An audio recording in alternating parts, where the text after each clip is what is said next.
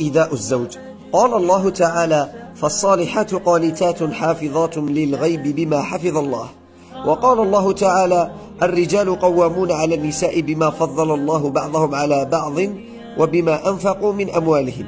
وقال رسول الله صلى الله عليه وسلم: لو أمرت أحدا بالسجود لغير الله لأمرت المرأة أن تسجد لزوجها. وعن أم سلمة قالت: قال رسول الله صلى الله عليه وسلم: أيما امرأة ماتت وزوجها عنها راض دخلت الجنة.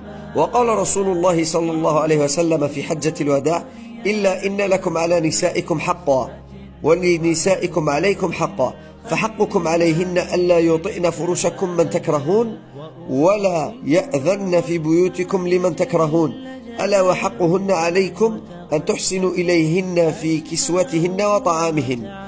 وقال رسول الله صلى الله عليه وسلم: اثنان لا تجاوز صلاتهما رؤوسهما: عبد أبق من مواليه حتى يرجع، وامرأة عصت زوجها حتى ترجع. وقال رسول الله صلى الله عليه وسلم: لا تؤذي امرأة زوجها في الدنيا إلا قالت زوجته من الحور العين: لا تؤذيه قاتلك الله، فإنما هو عندك دخيل يوشك أن يفارقك إلينا.